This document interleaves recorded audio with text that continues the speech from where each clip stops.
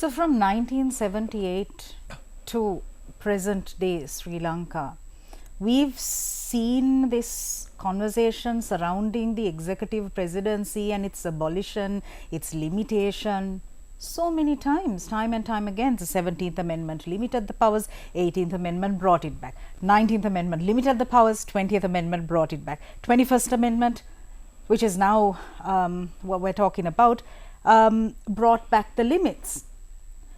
And throughout the past few decades, we've seen presidents, political leaders coming into the fore with this one promise: I will abolish the executive presidency, appoint me, pick me.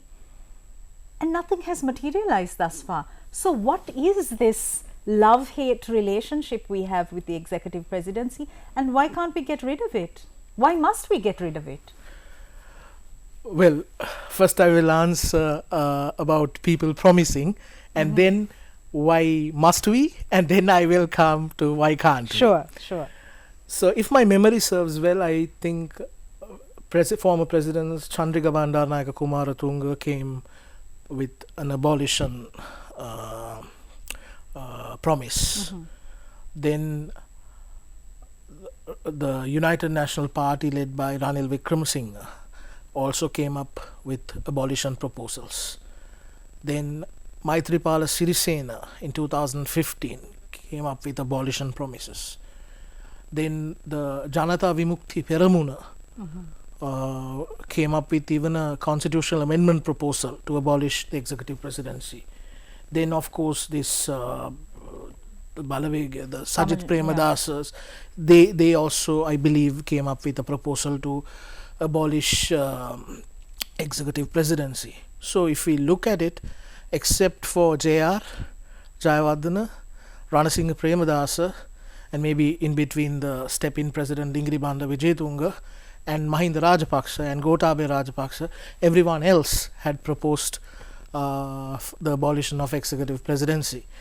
Interestingly, during the times of Dingribanda Wijetunga, when UNP lost the parliamentary power after he became the president, he took a step back. He acted for that short period until Chandrika Bandaranaike Kumaratunga won the next presidential election. He only acted as a figurehead president. He let the government carry on. So all these prominent parties and leaders have made this promise to abolish, and they have gained a lot of support from the people for that call, which means the people of Sri Lanka to a greater extent want the executive presidency abolished. It's that no president thus far had gone for the referendum to see the actual opinion, but I am confident, looking at this track record where everyone who is proposing this, or at least most who propose this, have received a positive support from the people, that could be interpreted as the people's wish for abolition. Secondly, why must?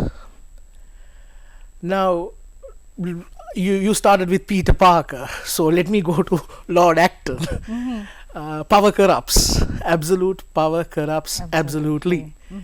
So that is the fundamental problem in our executive presidency, and we can see how executive presidency had transformed the political culture in this country into a culture of political impunity and political opportunism, and of course corruption.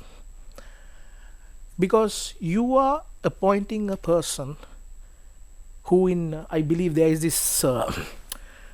this common small talk where JR once said that except for turning a man into a woman, he has all other power. I mean, if he was in this generation, he would not have said that also. But nevertheless, it's that powerful. It's that powerful because you're concentrating all the power into one person, and that person has very little checks and balances in exercising his power, and he exerts control over everything in this country. That is the problem. So that bred a culture of impunity. Now earlier, crossovers, changing party allegiances, were not as common as it was after the executive presidency. Because here you have a powerful executive who is trying to lure people in the legislature and trying to control the legislature.